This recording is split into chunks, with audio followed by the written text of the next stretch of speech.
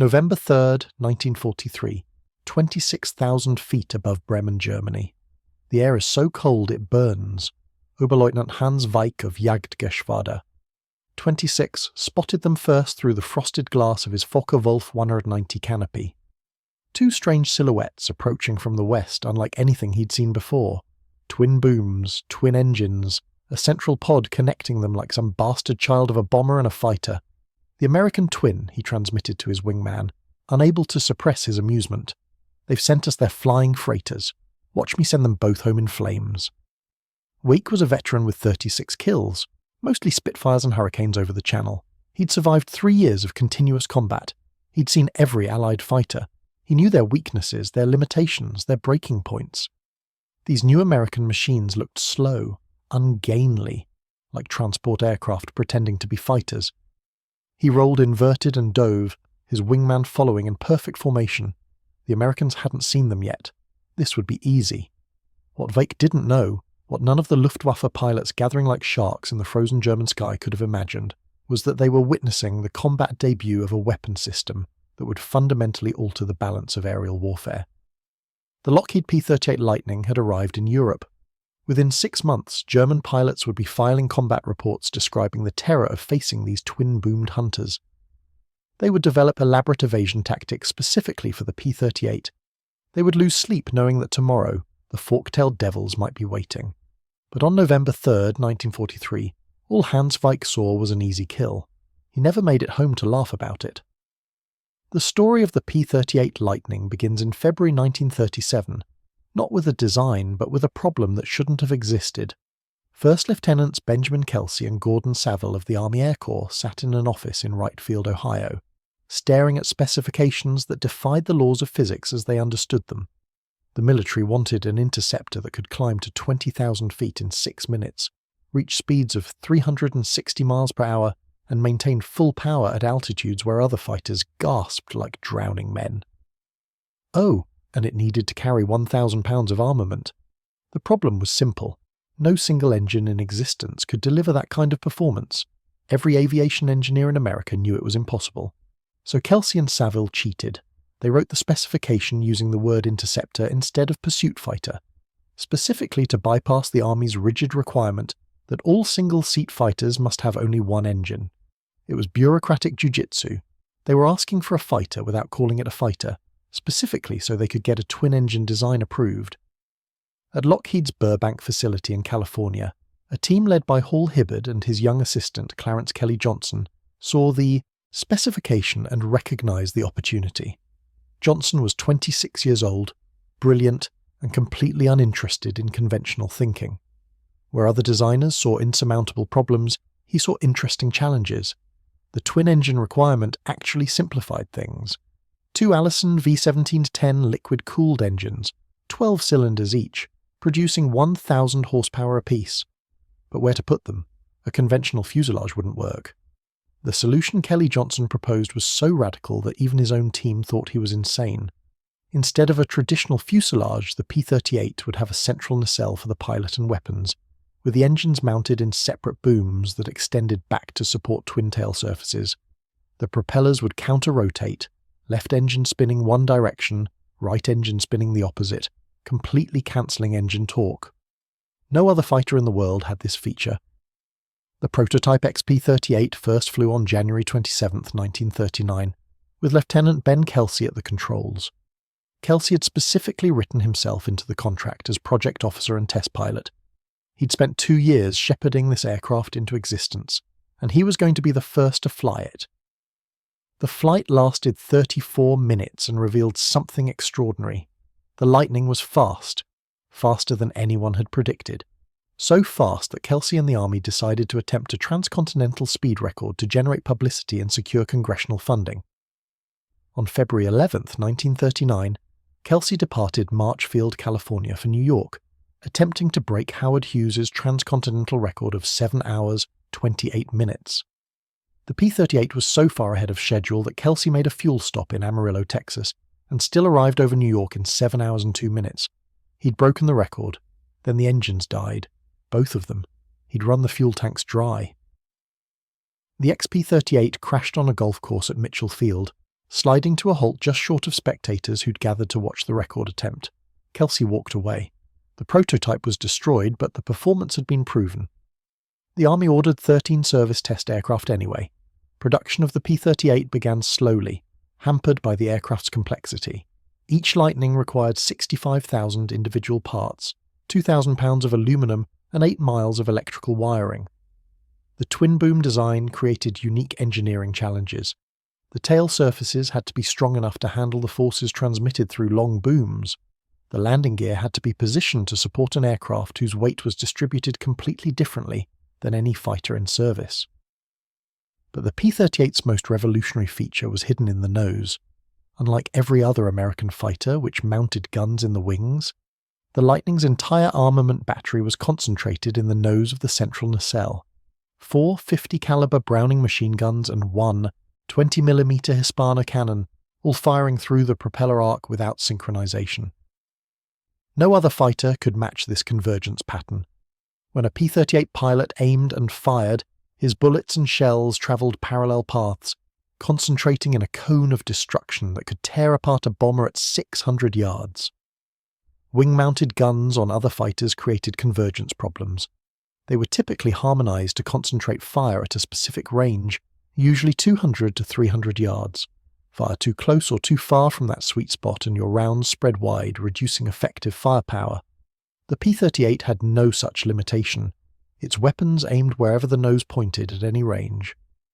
By late 1942, P-38s were arriving in England for their first European combat operations.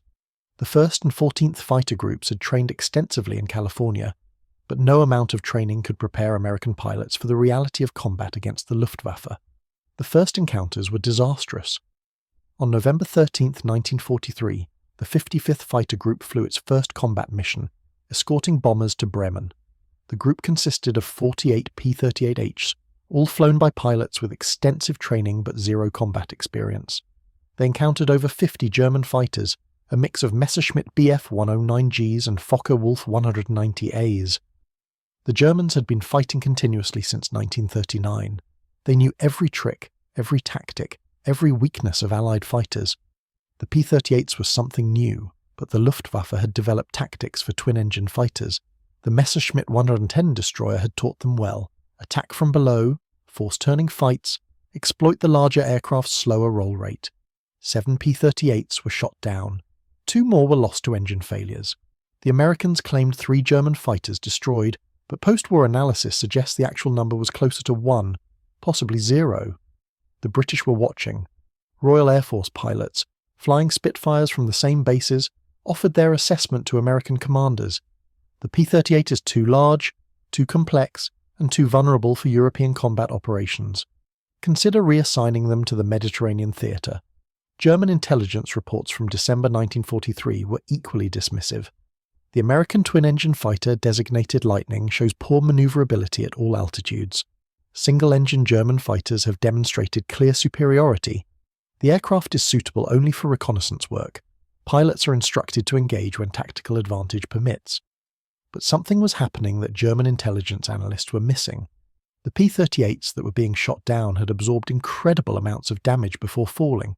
Hauptmann Josef Priller, commander of Jagdgeschwader 26, filed a combat report after an encounter on December 2, 1943, engaged American twin-engine fighter over Emden, achieved multiple cannon strikes on right engine and boom.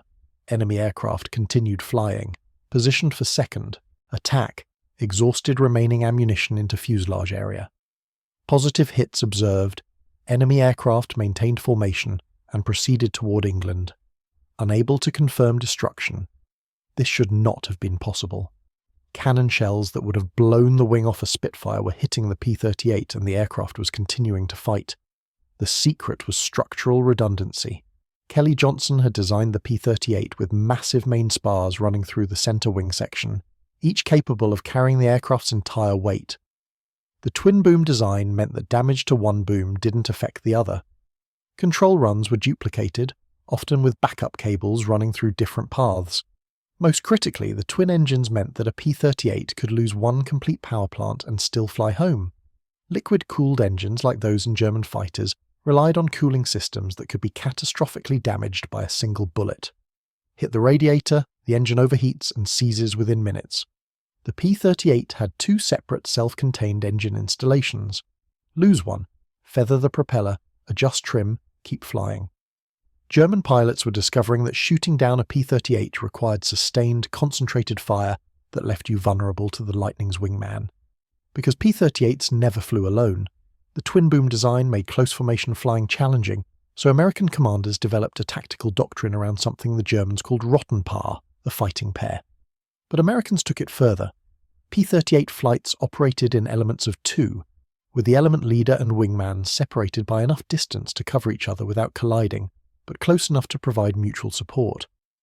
When German fighters attacked one Lightning, they invariably discovered there was another one nearby, and that second P-38 had time to position for a perfect deflection shot while they were fixated on the first target, January 1944. The cold was killing them, not the Germans, the weather. European winter at 25,000 feet is a special kind of hell.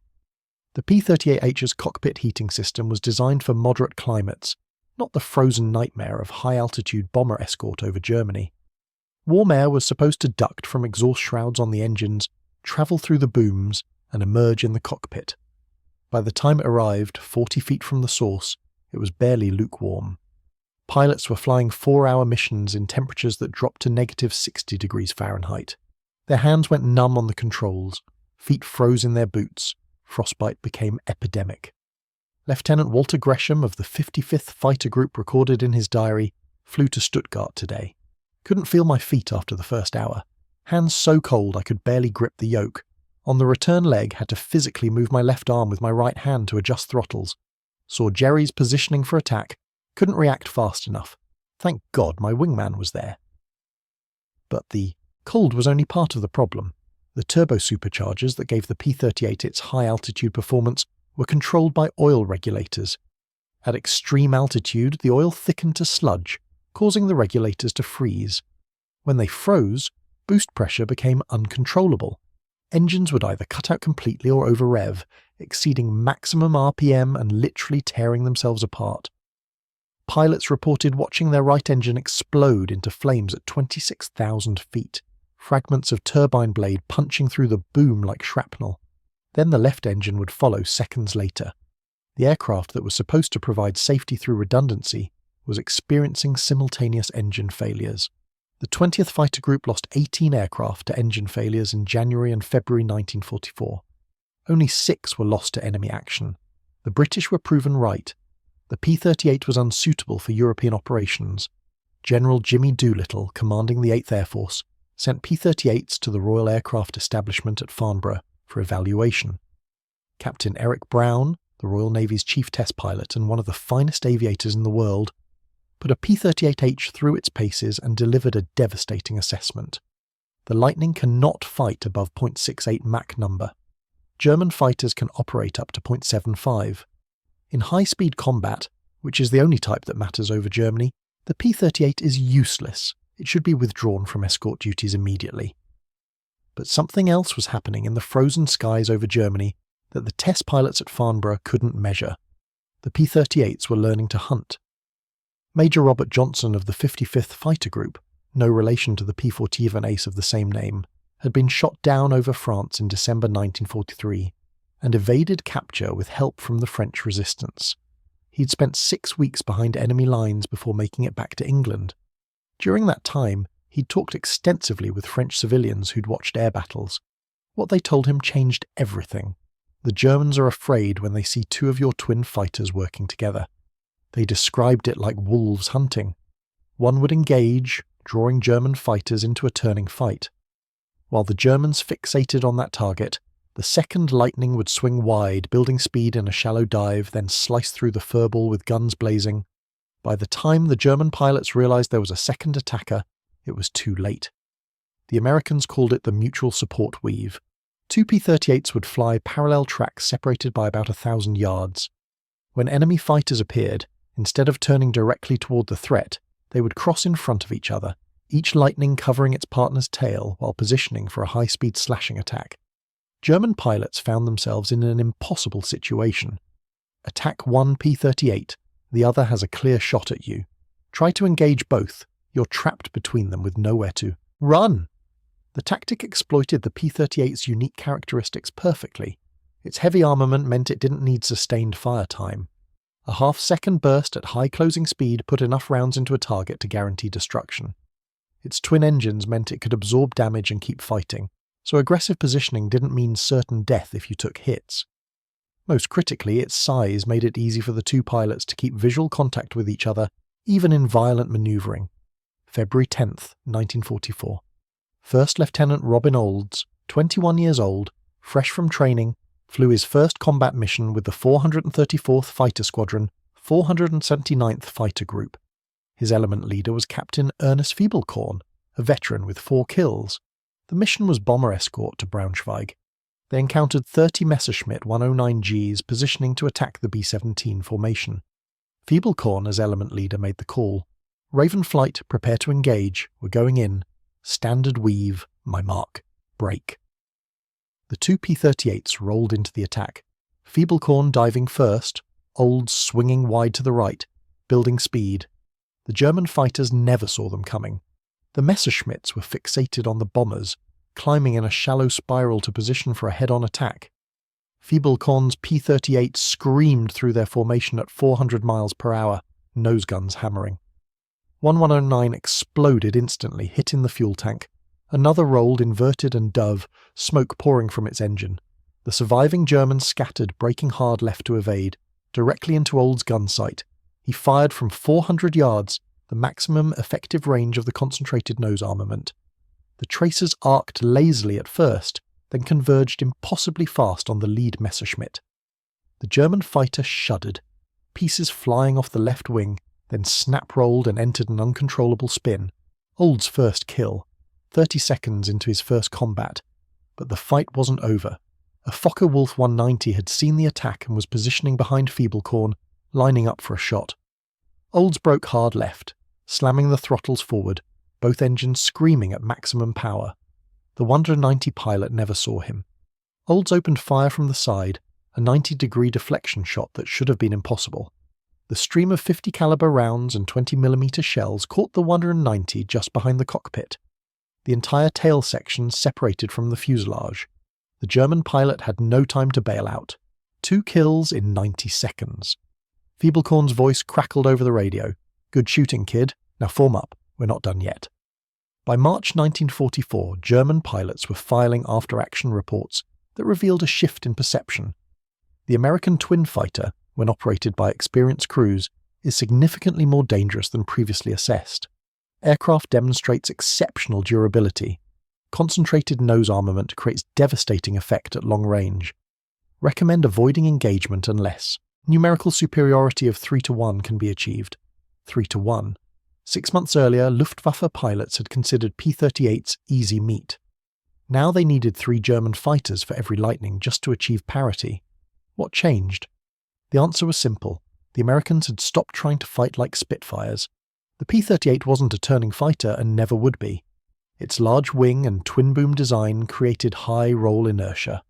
You couldn't snap-roll a Lightning like you could a Messerschmitt. You couldn't pull it around in a tight turning fight without bleeding energy dangerously. But you could dive faster than anything in the sky. You could climb to 30,000 feet and cruise there all day, burning fuel efficiently while German fighters struggled. You could fire your guns for 6 full seconds without stopping, putting out a sustained volume of fire that no other fighter could match, and you could work with your wingman to create overlapping fields of fire that turned any engagement into a death trap for enemy fighters. The Germans called it the Zangenbewegung, the pincer movement. 2 American twins would approach from different altitudes and angles, forcing defending fighters to split their attention. No matter which Lightning you focused on, the other one would be positioning for a killing shot. Oberst Johannes Steinhoff, commander of Jagdgeschwader 77 and one of Germany's most successful aces with over 170 victories, encountered P-38s over Austria in April 1944. His combat report was unusually detailed, suggesting the experience had rattled him. Engaged 4 American Lightning fighters at 26,000 feet. Initially appeared to have tactical advantage. My swarm attacked the trailing pair. The Americans did not attempt to evade. Instead, they accelerated toward us, firing at extreme range. Sustained fire forced my wingman to break off, attempted to pursue the second pair but discovered the first pair had reversed and were now behind my formation, expended all ammunition attempting to disengage, lost 2 aircraft, no confirmed claims against enemy. These pilots were very skilled, the aircraft more dangerous than intelligence suggests. The turning point came in April and May 1944 as new P-38J and L models arrived in theatre.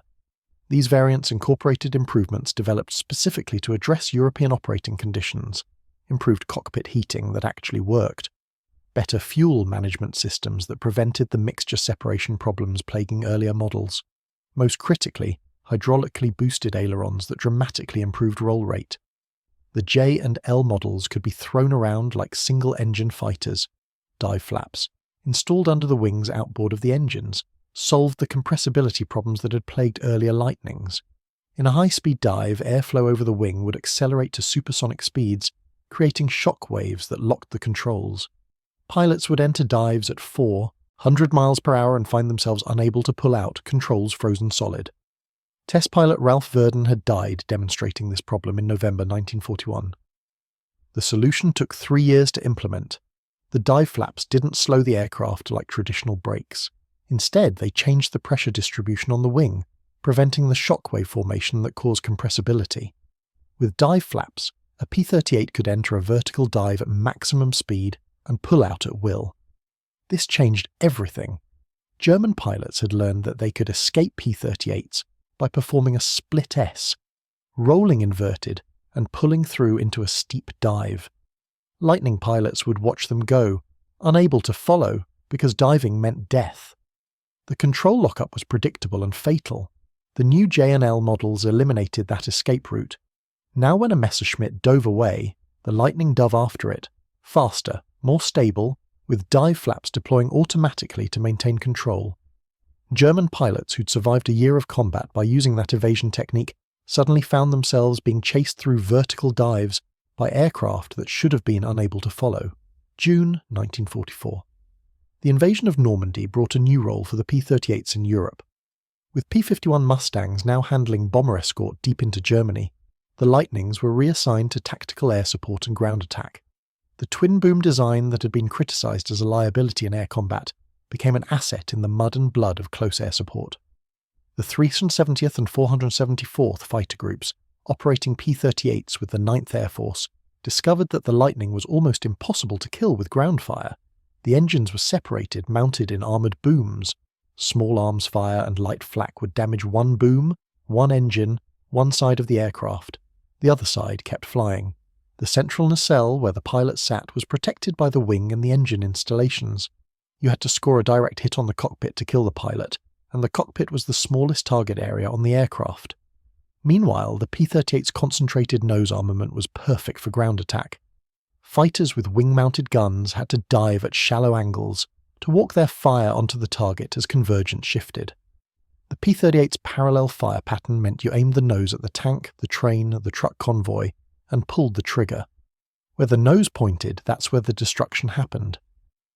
The 9th Air Force began loading P-38s with bombs and rockets.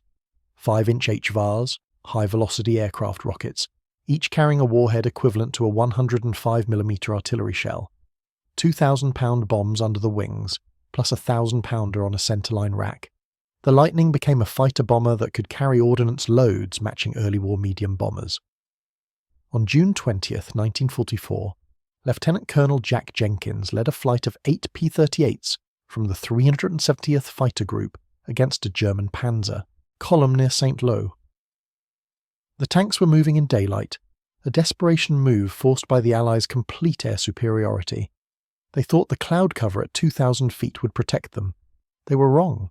Jenkins' flight descended through the clouds in trail formation, each Lightning separating by 3 seconds to avoid collision. They broke into clear air at 800 feet, directly over the German column. The attack was surgical. Each P-38 had been assigned specific targets before takeoff. Lead aircraft would take the vehicles at the front of the column, blocking movement. Trailing aircraft would hit the rear, preventing retreat. The middle aircraft would destroy everything trapped between. Jenkins rolled into his attack. Dive angle 30 degrees, airspeed building through 250 miles per hour. The German column stretched out below him like a train set. 15 Panther tanks, 20 trucks, half-tracks, self-propelled guns. He selected the lead tank, centered it in his gun sight and fired.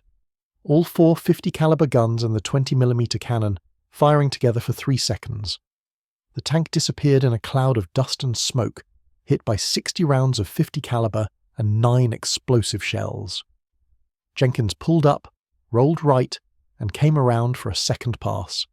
Behind him, 7 more P-38s were making their runs. The German column disintegrated, tanks exploded as ammunition cooked off, trucks burned, soldiers abandoned their vehicles and ran for the hedgerows. The entire attack lasted 4 minutes. When it was over, the column had ceased to exist. Jenkins' flight reformed and headed back to base. None of the P-38s had taken significant damage. One aircraft had a few small caliber holes in the left boom. That was it. July 1944. The myth of the fork-tailed devil was now established. German soldiers in Normandy learned to recognize the distinctive silhouette and the sound of twin Allison engines. When you heard that sound, you found cover immediately. The P-38s would strafe anything that moved. Unlike single-engine fighters that made one pass and had to turn away to avoid overflying the battlefield at low altitude, the Lightnings had enough power to pull into a vertical climb after their attack run, roll over the top, and come back for another pass without ever presenting a stable target to ground fire. Feldwebel Kurt Schneider of the 12th SS Panzer Division recorded in his diary, "The twin-tailed American fighters are the most feared weapon on the battlefield. They hunt in pairs, one making the attack while the other covers high and watches for ground fire. If you shoot at one, the other will see your position and destroy you on the next pass. They have turned daylight movement into a death sentence." The P-38s also provided close air support for advancing American troops. Forward air controllers on the ground would mark targets with smoke, and P-38s would arrive within minutes, circling high overhead like patient predators. When the call came, they would roll in, deliver their ordnance with precision, pull off, and remain on station until their fuel ran low. The soldiers on the ground loved them. They were fast, accurate, and they stayed. A P-47 would drop its bombs and rockets in one pass and head home. The P-38s would make multiple passes with guns, then maintain air cover, looking for targets of opportunity, protecting ground forces from German fighters that might strafe American positions. The twin engines provided a psychological advantage even beyond the mechanical redundancy. Soldiers could hear them coming from miles away. That distinctive, unsynchronized throb of 2 Allison V-70-10s. If you were American, it was the most beautiful sound in the world, your personal air force arriving to save the day. If you were German, it was the sound of inevitable death. August 1944. By now, the P-38 had transitioned from mockery to legitimate threat to existential nightmare. Luftwaffe intelligence updated its assessment. The American Lightning fighter must be considered extremely dangerous at all altitudes and in all combat situations. Aircraft demonstrates exceptional versatility in fighter, bomber, and attack roles. When operated in coordinated pairs, represents severe threat to all German aircraft types. Engagement not recommended except under conditions of significant tactical advantage. This was the same aircraft that German pilots had laughed at 9 months earlier, the same design that British test pilots had declared unsuitable for European combat. What changed wasn't the aircraft, it was how it was used. The Americans had stopped trying to make the P-38 into something it wasn't. They embraced its unique characteristics and built tactics around its strengths. Long range meant P-38s could escort bombers deep into Germany and still have fuel for combat. Heavy armament meant they didn't need to dogfight. They could make slashing attacks that destroyed targets in seconds. Durability meant they could take hits and keep fighting, allowing more aggressive tactics. The twin-boom design meant they could work in pairs with visual contact maintained throughout the engagement. But the most important factor was experience. By August 1944, the P-38 pilots in Europe had hundreds of combat hours. They knew the aircraft's limitations intimately. They knew how to position for the kill, how to support their wingman, how to exploit the Lightning's dive performance and concentrated firepower. The rookies who'd arrived in October 1943 were now veterans, and they were training new pilots in tactics that German fighters simply couldn't counter. Robin Olds, the young lieutenant who'd scored his first kill in February, was now a captain with 12 victories. He developed what he called the Old Special, a variation on the mutual support weave. 2 P-38s would approach at different altitudes, separated vertically by 2,000 feet. The high aircraft would engage first, forcing German fighters to commit to the fight. The moment they fixated on the high lightning, the low aircraft would zoom climb, converting speed to altitude while firing on the climbing Germans from below. It was devastatingly effective because it exploited human psychology. Every pilot knows you check your six, you watch your tail, but most pilots don't think to look down during a climb. You're focused on the threat above and ahead. Olds would come up from below and behind, in the blind spot with his nose guns already firing. The Germans never saw him until the round started hitting. September 1944 brought increased encounters with German jets, the Messerschmitt 262. The jet fighter, with its 540 mph top speed, should have been completely untouchable by propeller-driven aircraft, and in level flight it was. But the 262 had limitations. It needed long runways, its engines were unreliable and had limited operating life. Most critically, it had to slow down to attack bombers. That's when the P-38s got them. Major William Leverett of the 37th Fighter Squadron developed tactics specifically for jet interception. His P-38s would orbit at high altitude near known Messerschmitt 262 bases waiting. When jets took off, the Lightnings would dive, building speed, trying to catch the jets during their climb when they were most vulnerable. When jets returned to land, fuel low and engines tired, the P-38s would be waiting in the landing pattern. On November 27, 1944, Leverett caught an Me-262 on final approach to its base. The jet pilot, focused on landing, never saw the Lightning diving from above. Leverett opened fire from 600 yards, an impossibly long shot for most fighters. But the P-38's nose-mounted battery made it possible. The stream of 50 caliber and 20 mm fire converged on the jet. The 262 exploded, both engines disintegrating, the aircraft cartwheeling across the runway in flames. Post-war analysis revealed that P-38s were responsible for 9 confirmed Me-262 kills in the European theatre, more than any other Allied fighter except the P-51 Mustang. The Lightning's speed in a dive, combined with its heavy firepower and concentrated bullet pattern, made it one of the few propeller fighters that could effectively engage jets. By December 1944, the P-38's reputation in Europe was established. It wasn't the most numerous fighter. That distinction belonged to the P-47 and P-51. It wasn't the highest performing at altitude. The Mustang could outclimb and outrun it above 25,000 feet.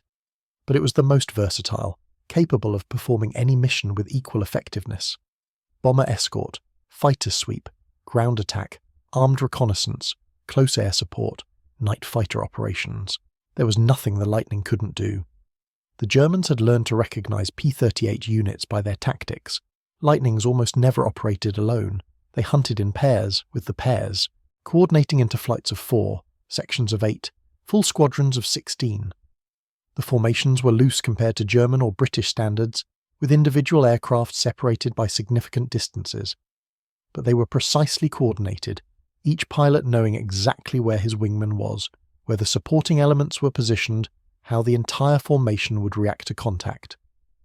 Oberleutnant Franz Stiegler, a veteran of the North African campaign with 28 kills, encountered P-38s over the Rhine Valley in December 1944. He'd survived 3 years of continuous combat, including the brutal air battles over Tunisia, where he'd first seen Lightnings. His assessment had changed dramatically. In Africa, we thought the Lightning was a mediocre aircraft flown by inexperienced pilots. We were wrong about both. The aircraft is exceptionally well designed for its mission profile. American pilots have become very skilled at exploiting its capabilities. I will not engage a pair of Lightnings without significant altitude advantage and numerical superiority. They work together like a single organism. You cannot separate them. You cannot surprise them. If you commit to attacking one, the other will kill you. The 370th Fighter Group had developed what they called the train-busting tactic. 2 P-38s would patrol known railway routes at low altitude, hugging the terrain, using hills and forests for concealment. When they spotted a train, one Lightning would circle wide, positioning perpendicular to the track. The other would approach from behind the train, low and fast. The train crew would spot the approaching aircraft and attempt to increase speed or brake, depending on whether they were trying to reach a tunnel or escape into open country. That's when the second P-38 would attack from the side, firing into the locomotive's boiler. The steam explosion would destroy the engine and often derail the following cars. The first lightning would then strafe the length of the train, destroying cargo, killing crew, ensuring total loss. The attacks were so effective that German railway operations came nearly to a halt during daylight hours. Anything that moved during the day was destroyed. The Wehrmacht was forced to schedule all logistics movements for night, which created massive bottlenecks and delays that crippled their ability to respond to Allied advances. January 1945. The Battle of the Bulge was over. The German offensive had failed, crushed between American ground forces and overwhelming air power. P-38s had flown hundreds of sorties during the battle, attacking German supply lines, destroying bridges, strafing troop concentrations. When the weather cleared on December 23rd, allowing Allied air power to enter the fight, the P-38s were there, working with P-47s to systematically destroy every German vehicle caught in the open. General Lieutenant Dietrich Peltz, commander of the 10th Jagdkorps, filed a situation report on January 15, 1945, that revealed this complete collapse of German morale regarding Allied fighters. Our pilots report that engagement with American Lightning fighters in coordinated pairs is nearly impossible to survive. The aircraft's firepower, combined with mutually supporting tactics, creates no-win scenarios for our conventional fighters. Pilots are instructed to avoid engagement and focus on bomber interception. This is difficult to achieve as the Lightnings aggressively engage our fighters before they can reach the bomber streams. The cumulative effect on pilot morale is severe. By February 1945, the Luftwaffe had effectively ceased to exist as a coherent fighting force. Fuel shortages grounded most aircraft. The few that did fly were piloted by teenagers with minimal training, sent to die against Allied fighters flown by veterans with hundreds of combat hours. P-38 pilots in Europe had become so proficient that the aircraft's early limitations were effectively irrelevant. They knew how to position to negate roll rate issues. They knew how to use altitude and speed to compensate for acceleration limitations. They knew how to work with their wingman to create situations where German fighters had no good options. Attack one Lightning, the other kills you. Try to disengage, they follow you down in a dive you can't escape. Try to climb away, they're already above you. The fork-tailed devil had become the inevitable executioner. Lieutenant Colonel Cy Wilson, commanding the 27th Fighter Squadron, shot down his final victory on April 16, 1945. It was a Messerschmitt 1 Ostkar 4, the latest variant, flown by a pilot with the Golden Oak Leaves Award visible on his uniform when his body was recovered. An experienced ace reduced to desperation tactics, trying to ram a B-17 because he'd already expended his ammunition. Wilson's P-38 caught him in the climb, fired a 2-second burst, and the 109 simply disintegrated. Wilson's combat report was clinical. Enemy aircraft displayed excellent flying characteristics, and the pilot demonstrated high skill level. However, tactical situation left him no effective options once committed to bomber attack. This has become standard. German pilots, even experienced ones, are forced into situations where survival is impossible, not due to lack of skill, but due to resource exhaustion and numerical inferiority. The war in Europe ended on May 8, 1945. The P-38 Lightning had transformed from a laughingstock to one of the most feared aircraft in the German experience. But its true dominance wasn't in Europe. It was in the Pacific, where the Lightning's unique characteristics made it not just effective, but utterly supreme. The Pacific theatre was a different war.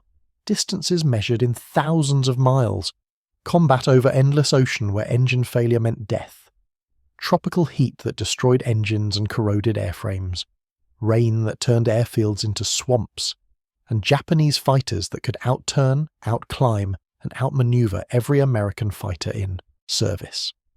The P-38 arrived in the Pacific in September 1942, assigned to the 39th Fighter Squadron, operating from New Guinea. The conditions were immediately hostile. The humidity corroded electrical systems.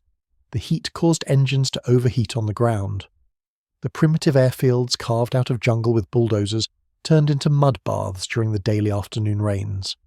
But the P-38 had advantages that mattered in the Pacific. Range. With drop tanks, a Lightning could fly over 1,500 miles, enough to escort bombers deep into Japanese-held territory and return.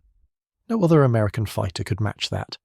Twin engines meant that when you were 500 miles from base over open ocean and one engine failed, you didn't die. You feathered the propeller, adjusted trim, and flew home on one engine. Single-engine fighters didn't have that option. Over the Pacific, engine failure meant ditching in shark-infested waters and hoping someone would find you before exposure or predators finished you. The firepower was devastating against Japanese aircraft. The Zero, the Oscar, the Japanese Army and Navy fighters were all lightly constructed, designed for maneuverability over durability. They had no armour, no self-sealing fuel tanks. A single .50 caliber round through the wing could start a fire that would consume the aircraft in seconds. The P-38's concentrated nose armament meant you didn't need sustained fire time. A half-second burst, 20 rounds hitting in the same area, and Japanese fighters exploded. Major Richard Bong, a farm boy from Wisconsin, arrived in the Pacific in September 1942. He was assigned to the 9th Fighter Squadron, 49th Fighter Group, flying P-38s out of Port Moresby, New Guinea. Bong was a terrible formation flyer, constantly getting yelled at for being out of position, but he could shoot. And he understood something fundamental about the P-38 that other pilots were still learning. The Lightning wasn't a dogfighter, it was an assassin. Bong developed a tactic he called the side attack. Instead of engaging Japanese fighters in turning combat, where they had every advantage, he would position high and to the side, build speed in a shallow dive, then flash through the enemy formation firing in a single lethal pass. The closing speed was so high that Japanese pilots couldn't track him. He would fire from 400 yards, the maximum effective range of his nose guns, then extend away, using his speed to escape before the Japanese could react. On December 27, 1942, Bong scored his first kills, 4 Japanese fighters destroyed in a single mission. He used the side attack on all 4. Approach fast, fire, extend, climb back to altitude, repeat. The Japanese never adapted. They kept trying to turn with the P-38s, which was suicidal, or they tried to run, which was impossible. The Lightning was faster in level flight than any Japanese fighter. It could dive faster. It could climb to altitudes where Japanese engines gasped for air. The only advantage the Japanese had was turn radius, and Bong simply refused to turn. By April 1943, Bong had 21 confirmed kills, making him one of the top American aces in the Pacific. His tactics were being studied and copied by other P-38 pilots. Don't dogfight, use your speed, use your altitude, use your guns, get in close, shoot accurately, get out fast. The P-38's long range allowed missions that had been impossible with earlier fighters. The 475th Fighter Group, Satan's Angels, conducted sweeps over Japanese bases 400 miles from their home field. They would arrive unannounced, strafe aircraft on the ground, shoot down anything that got airborne, and disappear before Japanese reinforcements could arrive. The psychological impact on Japanese pilots was severe. They never knew when or where the twin-tailed American fighters would appear. Any mission could suddenly turn into a massacre as Lightnings dove out of the sun. August 17, 1943. 16 P-38s from the 339th Fighter Squadron took off from Guadalcanal on a mission that would become legendary.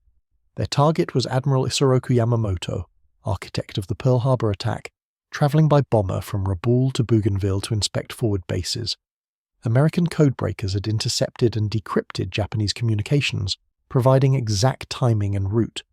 The P-38s were chosen because only they had the range to reach the interception point and return. The flight required precise navigation over 400 miles of open ocean, timed to arrive at exactly the moment Yamamoto's bomber reached the coast. Captain Thomas Lanphier and Lieutenant Rex Barber led the attack element.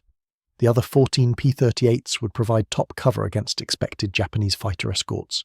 They flew at wave-top altitude to avoid radar detection, then climbed as they approached the interception point.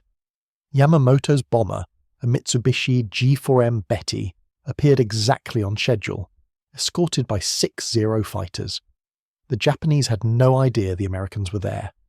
Lanphier and Barber split, each targeting one of the 2 Betty bombers in the formation. The Zero escorts reacted immediately, diving to intercept, but they were too late. Landfear fired on the lead bomber from below and behind, his rounds stitching up the fuselage. The Betty's wing root fuel tank exploded, the aircraft rolled inverted and crashed into the jungle.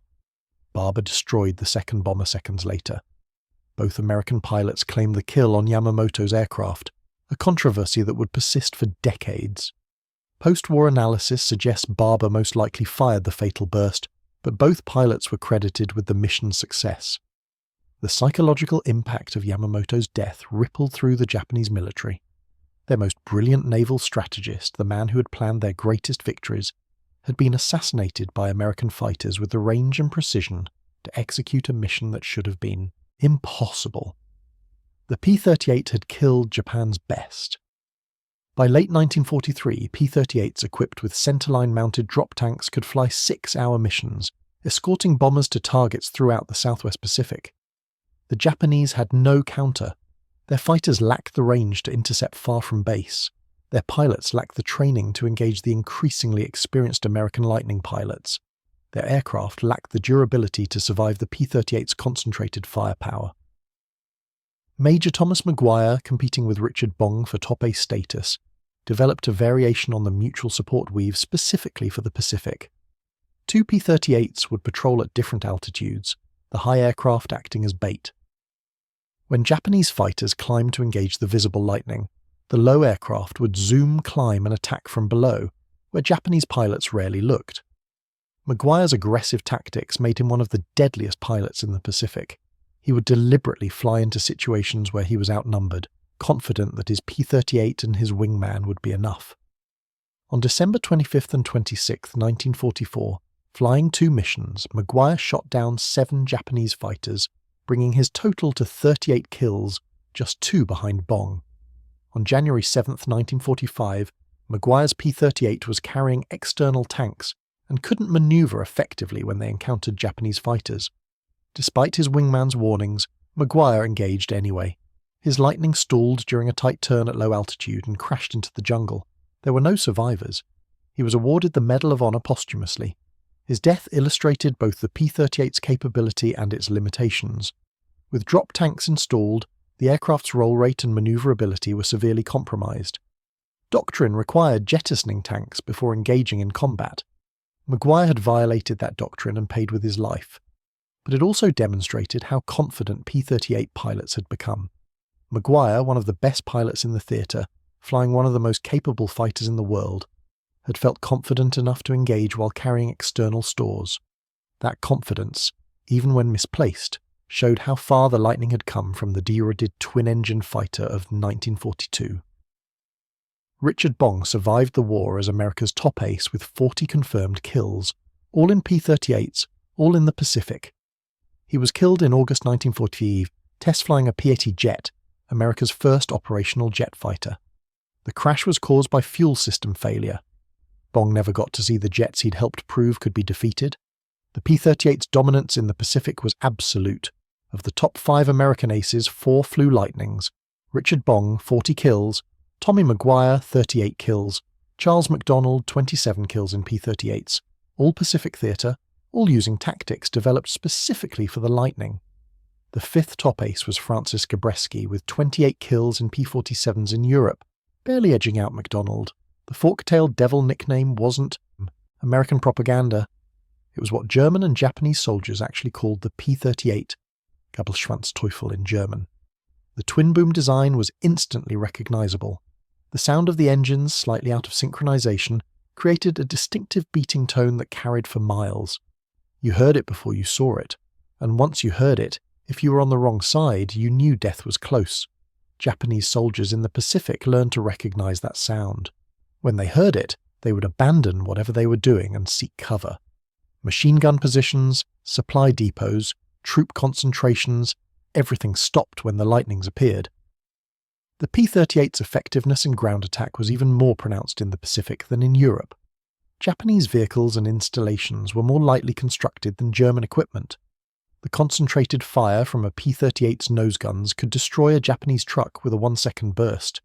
Fuel dumps exploded spectacularly. Supply barges disintegrated. The thin-skinned Japanese tanks, designed for infantry support rather than tank versus tank combat, couldn't withstand 50 caliber armor-piercing rounds. The 475th Fighter Group in the Philippines developed a technique for destroying Japanese shipping. P-38s would approach at wave-top altitude below radar coverage, then pop up at the last second and fire directly into the ship's waterline. The combination of 50 caliber and 20mm fire would punch holes below the waterline, flooding the vessel. Larger ships would require multiple attacks, with P-38s making repeated passes, each one adding more holes until the ship's pumps couldn't keep up and it foundered. The cost-effectiveness was staggering. A P-38 mission cost approximately $500 in fuel and ammunition. It could sink a cargo ship worth hundreds of thousands of dollars. The return on investment was extraordinary. By mid-1944, Japanese daylight shipping in the Southwest Pacific had essentially ceased.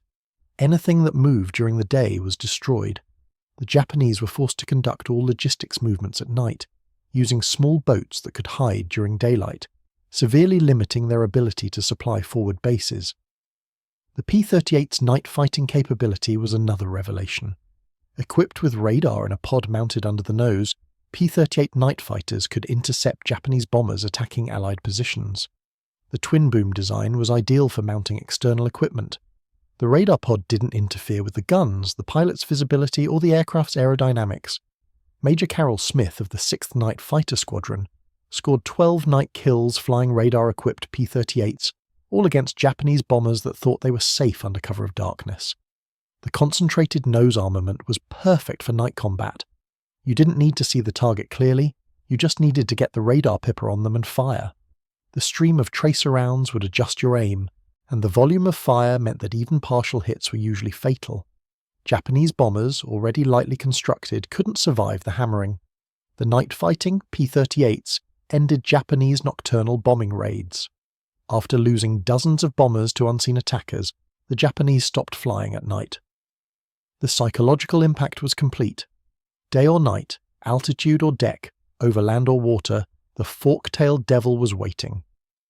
By March 1945, Japanese pilots were reporting in combat debriefs that engagement with the twin-engine American fighter was to be avoided at all costs. The aircraft was faster, more heavily armed, and flown by pilots with vastly superior training. Japanese aviation had been reduced to kamikaze attacks because conventional combat had become hopeless. The statistics from the Pacific were even more one-sided than Europe. P-38 units in the Pacific achieved kill ratios exceeding 10-1. For every lightning lost to enemy action, more than 10 Japanese aircraft were destroyed. The 475th Fighter Group, Satan's Angels, claimed over 500 Japanese aircraft destroyed against 48 P-38s, lost in combat, a ratio of more than 10-1. Individual pilots achieved ratios exceeding 20-1. Richard Bong's 40 kills came at the cost of exactly 0 P-38s, lost to enemy action. He never had an aircraft shot down by Japanese fighters. The closest he came to being killed by the enemy was a near collision with a 0 during a dogfight. Every aircraft he lost was due to mechanical failure or operational accidents. The production numbers told the story of American industrial might. Lockheed's Burbank plant produced 9,123 P-38s between 1941 and 1945. At peak production in 1944, Burbank was completing one Lightning every hour. The complex twin-boom design, initially criticized as too difficult to mass-produce, had been refined to the point where semi-skilled workers could assemble them on moving production lines. Each P-38 required 2 Allison V1710 engines. These 12-cylinder liquid-cooled engines were themselves manufacturing marvels, with over 2,000 individual components machined to tolerances measured in thousandths of an inch. Allison's Indianapolis plant was producing over 1,000 engines per month by 1944. The engines were so reliable that combat units reported mean time between failures exceeding 200 hours. In combat conditions, in tropical heat, at extreme altitude, the Allison engines just kept running. The turbo superchargers, manufactured by General Electric, were engineering achievements that German engineers couldn't replicate. The turbine wheels spun at over 20,000 RPM, driven by exhaust gases at temperatures exceeding 1,500 degrees. The bearings operated in conditions that should have been impossible, yet they worked reliably, giving the P-38 high-altitude performance that no other fighter could match until the P-51D arrived with its Packard-built Merlin engine. The ammunition production for Pacific P-38 operations was enormous. Each Lightning sortie required 2,500 rounds of 50 caliber ammunition and 150 rounds of 20mm cannon shells. With hundreds of P-38s flying daily missions, ammunition consumption exceeded 15 million rounds per month. All of it had to be shipped across the Pacific, along with fuel, spare parts, engines, propellers, and complete replacement aircraft. The logistics network supporting P-38 operations in the Pacific involved dozens of cargo ships, thousands of support personnel, and bases stretching from Australia to the Philippines. It was industrial warfare on a scale the world had never seen. And it was sustainable, indefinitely, because American industry could produce faster than combat could consume. German and Japanese aviation authorities studied the P-38 extensively, trying to understand how the Americans had achieved such dominance with what appeared to be a flawed design. The twin-boom configuration was aerodynamically inefficient. The aircraft was heavy, complex, expensive. By all conventional metrics, it should have been inferior to single-engine fighters optimized for specific roles.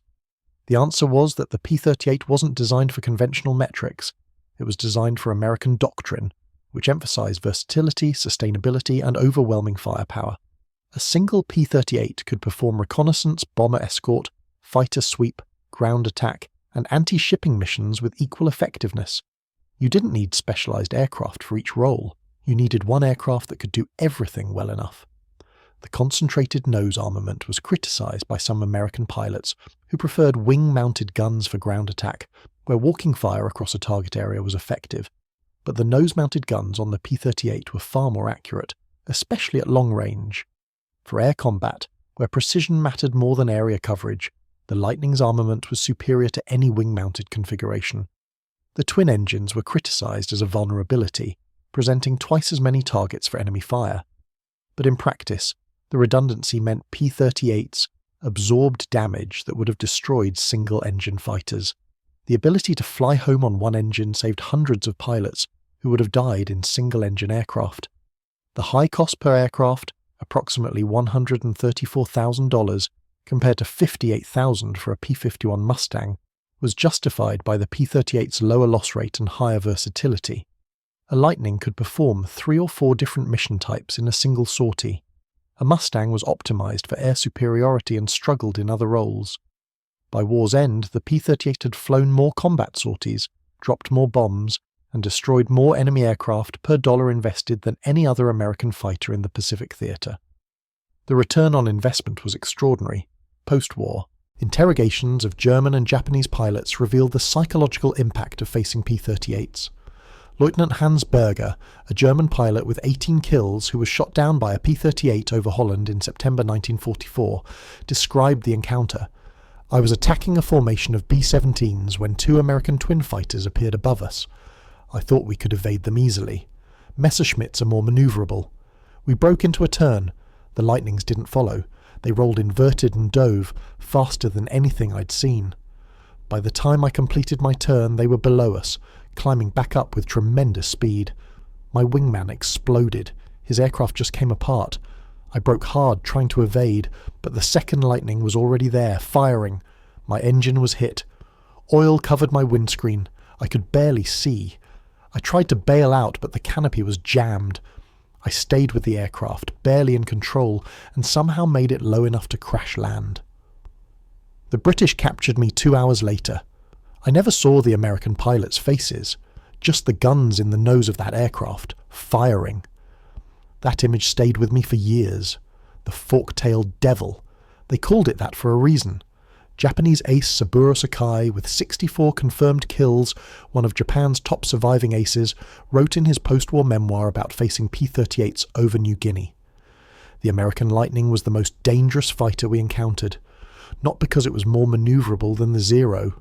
It was not, but because it fought intelligently. The pilots never tried to turn with us. They used altitude and speed. They worked in teams, and their firepower was devastating. I saw a Zero hit by the Lightning's guns, the entire wing separated from the fuselage. The pilot had no time to react. It was instant death. We learned to respect the Lightning. If we saw them high above us, we would not climb to engage. We knew they would dive on us, and we could not escape that dive. The only safe tactic was to remain near the ground where they could not build speed. But then we could not attack the bombers. The Americans forced us into an impossible situation. Even Hermann Göring, Reichsmarshal of the Luftwaffe, mentioned the P-38 specifically in a speech to German fighter pilots in 1944. When I saw Mustangs over Berlin, I knew the war was lost. But when I saw Lightnings over Munich flying in those deadly pairs, I knew our pilots faced an enemy that had surpassed us not just in numbers, but in tactical innovation. The Americans built an aircraft we thought was a mistake and turned it into a weapon we could not counter. Major General Adolf Galland, in his post-war book The First and the Last, wrote about the P-38 with grudging respect. The Lightning was underestimated by German intelligence and by our pilots. We thought the twin-engine configuration was a weakness. We were wrong. In the hands of skilled pilots, operating in coordinated pairs, the P-38 was nearly impossible to defeat. You could not outclimb it. You could not outdive it. You could not outgun it. Your only hope was to outturn it. But American pilots refused to turn. They fought on their terms, not ours. That discipline won them the air war. The P-38's final combat missions came in August 1945, providing air cover over Tokyo Bay during the Japanese surrender ceremony. Lightnings from the 475th Fighter Group circled overhead as General MacArthur accepted Japan's unconditional surrender aboard the USS Missouri. The same aircraft that Japanese pilots had underestimated in 1942 was now standing guard over their nation's defeat. The transition from mockery to terror had taken less than 3 years. In that time, the P-38 Lightning had destroyed over 1,800 enemy aircraft in aerial combat across both theatres. It had flown more than 130,000 combat sorties. It had dropped over 30,000 tons of bombs. It had destroyed countless vehicles, ships, installations, and infrastructure. But the numbers don't tell the real story. The real story is about tactical evolution, about learning that an aircraft doesn't need to be perfect, it needs to be used correctly, about pilots who refused to fight fair, who exploited every advantage, who worked together to create situations where the enemy had no winning moves. The Germans mocked the ungainly twin-boomed fighter when it first appeared over Europe. They laughed at its size, its complexity, its apparent vulnerability. They stopped laughing when they realized that the P-38s hunted in pairs, that they couldn't be outdove, that their guns could destroy a fighter from ranges where return fire was impossible. The Japanese underestimated the Lightning because it couldn't turn with the Zero. They learned, too late, that turning ability doesn't matter when the enemy refuses to turn. Speed, altitude, firepower, teamwork. These things mattered, and the P-38 excelled at all of them. At the United States Air Force Museum in Dayton, Ohio, a restored P-38L sits in the World War II gallery. Its twin booms sweep back to distinctive twin tails. The nose bristles with gun ports, 450 caliber and 120mm.